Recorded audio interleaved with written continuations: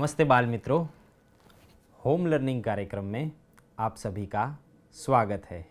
आप सभी घर पे होंगे और खूब मज़े कर रहे होंगे। बच्चों, पिछले एपिसोड में हमने एक बहुत ही अच्छी इकाई के बारे में जानकारी प्राप्त की। आप सभी को याद होगा, याद है ना? जी हाँ, उस इकाई का नाम क्या है? जी हाँ, आपको ज़रूर याद होगा। उस इकाई का नाम है हम भारत की शान हैं। पिछले एपिसोड में हम भारत की शान हैं इकाई का हमने श्रवण किया, पठन किया, उसके बारे में समझ प्राप्त की और अभ्यास के प्रश्न 1 और प्रश्न 2 के बारे में हमने जानकारी प्राप्त की थी। बच्चों, आज हम अभ्यास के प्रश्नों में आगे बढ़ने से पहले इस कविता का सुंदर श्रवण करेंगे। तो आइए एक वीडियो के माध्यम से हम इस कविता को फिर से सुनने का प्रयत्न करते हैं।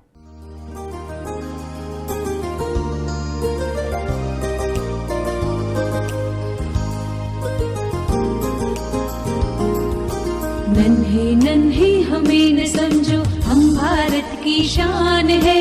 नन्हे नन्हे हमें न समझो, हम भारत की शान है। हमसे ही है धरती सारी, फैला ये आसमान है। हमसे ही है धरती सारी, फैला ये आसमान है। नन्हे नन्हे हमें न समझो, हम भारत की शान है। हमसे ही है धरती सारी, फैला ये आसमान है।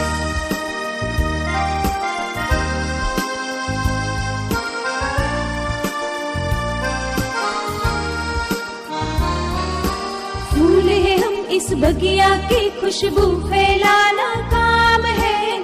फूल है हम इस बगिया की, खुशबू फैलाना काम है। बढ़ चढ़ कर आगे जाएंगे, करते काम महान है। बढ़ चढ़ कर आगे जाएंगे, करते काम महान है। नन्हे नन्हे हमें न समझो, हम भारत की शान है। हमसे ही है धरती सारी, फैला ये आसमान है।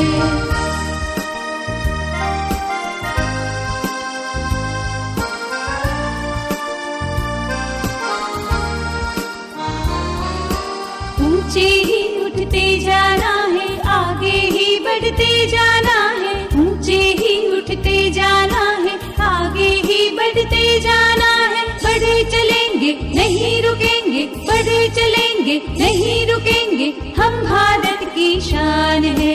बढ़े चलेंगे नहीं रुकेंगे, हम भारत की शान है। नन्हे नन्हे हमें न समझो, हम भारत की शान है। हमसे ही है धरती सारी, फैला ये आसमान है। नन्हे नन्हे हमें न समझो, हम भारत की शान है।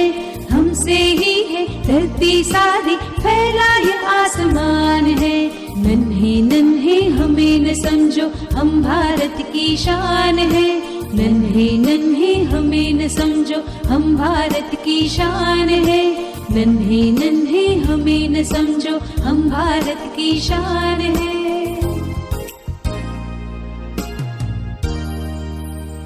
बच्चों, आपने इस सुंदर काव्य का श्रवण किया।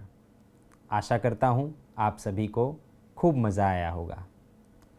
तो बच्चों, अब आगे चलते हुए हम हमारे अभ्यास प्रश्न 2ब की तरफ आगे बढ़ेंगे। आप सभी से अनुरोध है कि आप भी अपनी पुस्तक खोल लीजिए और हिंदी विषय की पुस्तक में पेज नंबर 98 पर अभ्यास के प्रश्न दिए गए हैं।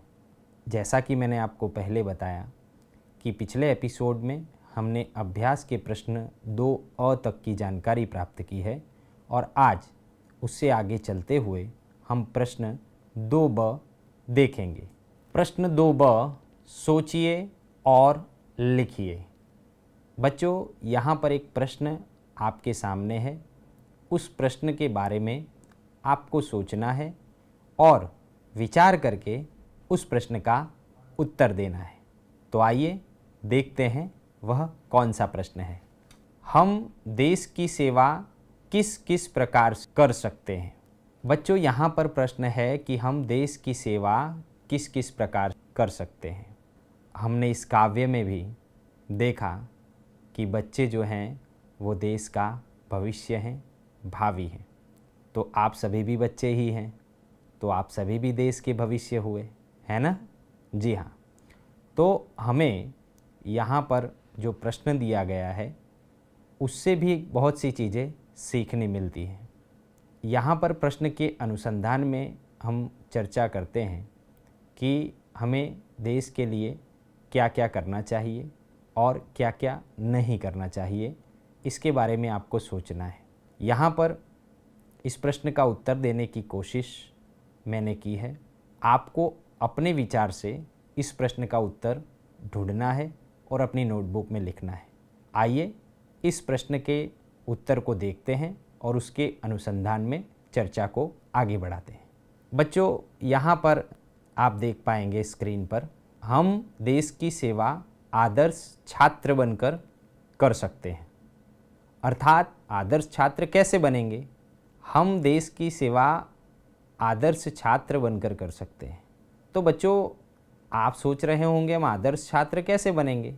बच्चों, हम नियमित हमारी पाठशाला में जाएं, हमारी पाठशाला के अनुशासन का पालन करें, अपने मित्रों और अपने गुरुजी के साथ घुल मिल कर रहें, अच्छी तरह से पढ़ाई करें और विवेक और बुद्धि के साथ सही तरह से सभी के साथ वर्तन करें। तो इस प्रकार से हम आदर्श छात्र बन के देश की सेवा कर सकते हैं। बच्चों, आगे देखिए, हमारे आसपास स्वच्छता रखकर, हमारे आसपास स्वच्छता किस प्रकार से रख पाएंगे हम? जी, बहुत बड़ी जवाबदारी है ये। अक्सर ऐसा होता है कि यदि हम स्वच्छता नहीं रखते हैं, उसके कारण हमें बहुत सी मुश्किलों का सामना करना पड़ता है। आपने इसी वर्ष पिछली इकाई स्वच्छता के बारे में भी जानकारी प्राप्त की है कि स्वच्छता कितनी महत्वपूर्ण चीज़ है। यदि हम स्वच्छता नहीं रखेंगे तो उसके लिए हमें, हमारे आसपास के लोगों को नुकसान हो सकता है। तो स्वच्छता हमें अपनी भी रखनी है, अपने शरीर की स्वच्छता रखनी है।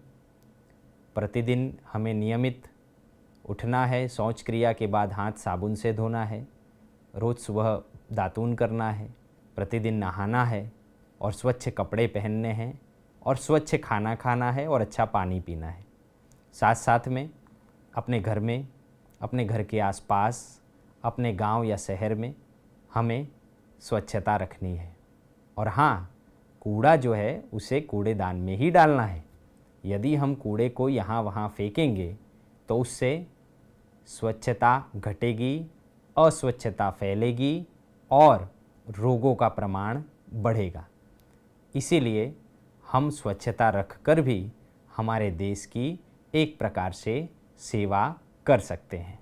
बड़े होकर अच्छे नागरिक बनकर, बड़े होने के बाद अच्छे नागरिक बनकर भी हम देश की सेवा कर सकते हैं।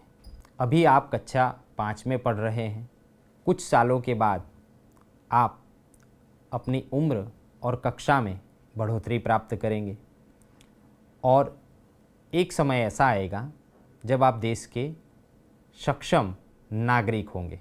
आप देश के सक्षम नागरिक तभी कहे जाएंगे जब आप निरंतर देश हित के बारे में विचारेंगे, देश के विकास के बारे में विचारेंगे। तो वह लक्ष्य आपको अभी से बनाकर चलना है कि जब मैं बड़ा होकर के नागरिक ही नहीं, एक अच्छा नागरिक बनूंगा, पूरी निष्ठा से हमारा फ़र्ज अदा करके और देश के विकास में संपूर्ण योगदान देकर कर सकते हैं।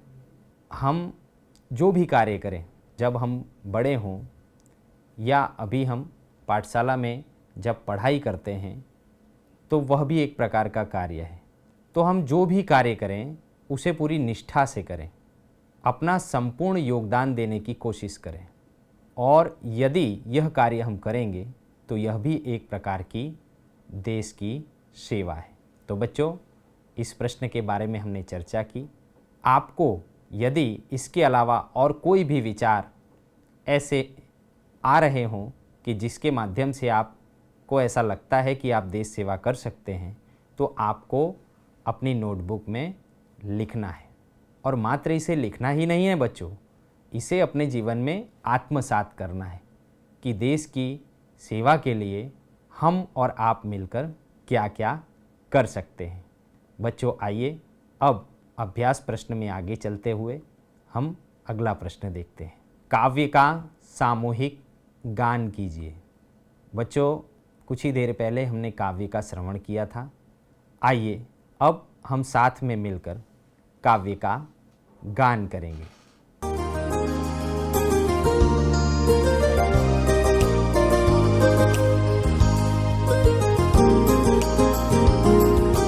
नन्हे नन्हे हमें न समझो, हम भारत की शान है। नन्हे नन्हे हमें न समझो, हम भारत की शान है। हमसे ही है धरती सारी, फैला ये आसमान है। हमसे ही है धरती सारी, फैला ये आसमान है। नन्हे नन्हे हमें न समझो, हम भारत की शान है। हमसे ही है धरती सारी, फैला ये आसमान है।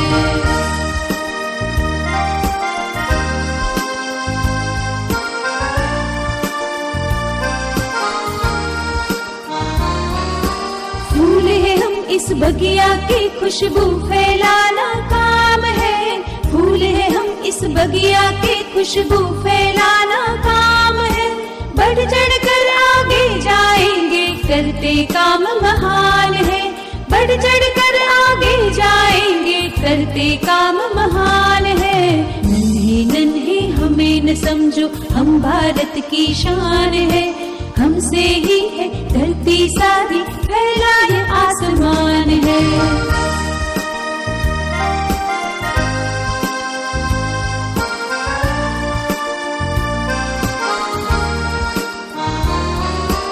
ऊंचे ही उठते जाना है, आगे ही बढ़ते जाना है। ऊंचे ही उठते जाना है, आगे ही बढ़ते जाना है। बढ़े चलेंगे नहीं रुकेंगे, बढ़े चलेंगे नहीं रुकेंगे, हम भारत की शान है। बढ़े चलेंगे नहीं रुकेंगे, हम भारत की शान है। नन्हे नन्हे हमें न समझो, हम भारत की शान है। हमसे ही है धरती सारी, फैला ये आसमान है। नन्हे नन्हे हमें न समझो, हम भारत की शान है। हमसे ही है धरती सारी, फैला ये आसमान है। नन्हे नन्हे हमें न समझो, हम भारत की शान है।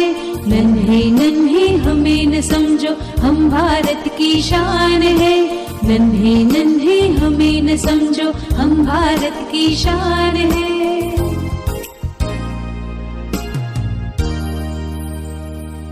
नन्हे नन्हे हमें न समझो, हम भारत की शान हैं। तो बच्चों हमने साथ में मिल कर के इस सुंदर काव्य का गान किया। आशा करता हूँ आप सभी को खूब मज़ा आया होगा। बच्चों अब अभ्यास प्रश्न में आगे चलते हुए प्रश्न 4 देखेंगे। रेखांकित शब्दों पर स्वर भार देकर वाक्य पढ़िए। बच्चों यहाँ पर एक वाक्य 3 अलग अलग प्रकार से बोले जाते हैं। आप सोच रहे होंगे कि एक ही वाक्य को अलग अलग प्रकार से कैसे पढ़ा जा सकता है, लेकिन मैं आपको यह छोटा सा जादू बताने की कोशिश करूँगा कि एक वाक्य है उसको किस प्रकार से अलग अलग ढंग से हम पढ़ सकते हैं। इस प्रश्न में हमें यही सीखना है। यहाँ पर अलग अलग शब्दों पर भार देना है और उसके पश्चात जो चमत्कार इस वाक्य में होता है उसे हमें देखना है। आइए देखते हैं। बच्चों देखिए, पहला वाक्य है मेरा घर सुंदर है, और यहाँ पर मेरा शब्द के नीचे एक लाइन बनी हुई है। मेरा शब्द के नीचे एक पंक्ति बनी हुई है। उसी प्रकार से वही वाक्य आप नीचे देख पाएंगे। और लेकिन यहाँ पर घर के नीचे पंक्ति बनी हुई है। उसी प्रकार से उसी वाक्य को आप फिर से देख पाएंगे, लेकिन यहाँ पर सुंदर शब्द के नीचे लाइन बनी हुई है। बच्चों, अब इन तीनों वाक्य को किस प्रकार से पढ़ सकते हैं ये हमें देखना है। मेरा घर सुंदर है। मेरा घर सुंदर है। मेरा घर सुंदर है। देखा बच्चों, वाक्य एक है, लेकिन तीनों को अलग अलग शब्दों पे शब्द भार दे करके किस प्रकार से अलग अलग तरह से पढ़ा जा सकता है। एक बार फिर से देखिए। मेरा घर सुंदर है। मेरा घर सुंदर है। मेरा घर सुंदर है। ठीक है बच्चों, आइए उसी प्रकार से एक और वाक्य हम देखते हैं। देखिए, यहाँ पर वाक्य है, अंबाजी में माताजी का बहुत बड़ा मंदिर है। अंबाजी में माताजी का बहुत बड़ा मंदिर है। अंबाजी में माताजी का बहुत बड़ा मंदिर है। देखा बच्चों, यहाँ पर अलग अलग शब्दों पे शब्द भार दे करके हम एक ही वाक्य को अलग अलग तरह से पढ़ सकते हैं। आपने देखा किस प्रकार से एक ही वाक्य को हमने अलग अलग ढंग से पढ़ा। अलग अलग शब्दों पे भार दे करके हम इस प्रकार से वाक्य को अलग अलग तरह से पढ़ सकते हैं। आप सभी को अपनी पाठ्यपुस्तक में से ऐसे वाक्य ढूंढने हैं और उन वाक्यों के अलग अलग शब्दों पे भार दे करके उसे पढ़ने का प्रयत्न करना है। आप सभी को इस प्रक्रिया में बहुत आनंद आएगा। बच्चों, अब आगे चलते हुए हम स्वाध्याय प्रश्न देखेंगे। बच्चों, स्वाध्याय प्रश्नों में यहाँ पर कविता के अनुसंधान में अलग अलग प्रश्न दिए गए हैं। आपको कोशिश करना है कि उन प्रश्नों का उत्तर आप किस प्रकार से देना चाहेंगे। आइए देखते हैं उन प्रश्नों के बारे में। प्रश्न 1, प्रश्नों के उत्तर लिखिए। बच्चों, यहाँ पर पहला प्रश्न है, भारत माता की शान कौन है। हमने कविता का श्रवण किया और बाद में उसका गान किया। उसके अनुसंधान में हम इस प्रश्न का उत्तर कुछ इस प्रकार दे सकते हैं, नन्हे नन्हे बच्चे भारत की शान हैं। आइए अगला प्रश्न देखते हैं। बगिया में खुशबू कौन फैलाता है। बगिया में खुशबू कौन फैलाता है। इसका उत्तर कुछ इस प्रकार से दे सकते हैं, जीवन रूपी बगिया में फूल जैसे बच्चे खुशबू फैलाते हैं। अर्थात बगीचे में तो फूल होते हैं, लेकिन यह दुनिया भी एक बगीचे के समान है और इस बगीचे के फूल कौन हैं? आप जैसे छोटे छोटे बच्चे, जिनसे ये दुनिया महकती रहती है। आइए अगला प्रश्न देखते हैं। हम कैसे आगे बढ़ सकते हैं? जी हाँ, इसका उत्तर भी आप सभी को पता है। हम मेहनत करके आगे बढ़ सकते हैं। जो भी कार्य करें, अगर अपनी लगन और मेहनत के साथ करेंगे तो हमें सफलता जरूर प्राप्त होगी। बच्चों, अगला प्रश्न है, हमारे देश का भविष्य कौन है? जी हाँ, हमारे देश का भविष्य आप सभी हैं। सोचिए, आप कैसे हैं? जी हाँ, हमारे देश का भविष्य बच्चे हैं। आप सभी बच्चे हैं ना? तो आप सभी हमारे देश का भविष्य हैं। तो बच्चों, यहाँ पर कविता के अनुसंधान में हमने कुछ प्रश्नों के बारे में जानकारी प्राप्त की है। आपको इन प्रश्नों के उत्तर अपनी नोटबुक में लिखने हैं और उन्हें याद रखना है। अब बच्चों, मैं आपको बताना चाहूँगा कि हमारे देश में ऐसे बहुत से महान व्यक्ति जन्म ले चुके हैं कि जिन्होंने अपने नाम की पताका मात्र अपने देश में ही नहीं पूरे विश्व में लहराई है। उन्होंने अपने क्षेत्र में ऐसे ऐसे महान कार्य किए कि जिसे सभी को मानना पड़ा, स्वीकारना पड़ा कि सच में वे एक विशेष व्यक्ति हैं।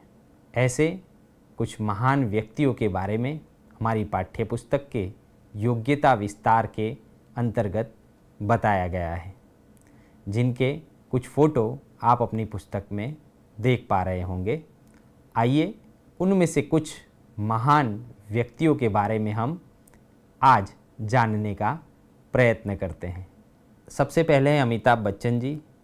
उनके बगल में श्रीमती लता मंगेशकर जी हैं। उनके बगल में श्रीमती मदर टेरेसा जी हैं।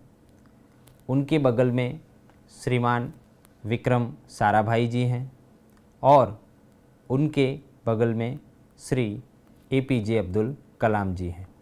उसी प्रकार से नीचे आप देख पाएंगे सबसे पहले हैं श्रीमती कल्पना चावला जी। उनके बाद में हैं श्रीमती सुनीता विलियम्स जी। उनके बाद में हैं श्रीमती PT उषा जी। उनके बाद में हैं श्री सचिन तेंदुलकर जी और आखिरी जो फ़ोटो है वो है साइना नेहवाल जी का। बच्चों, ये महान व्यक्ति ऐसे हैं जिन्होंने अपने अपने क्षेत्र में हमारे देश का नाम पूरे विश्व में रोशन किया है, जो कि हमारे लिए बहुत ही गर्व की बात है।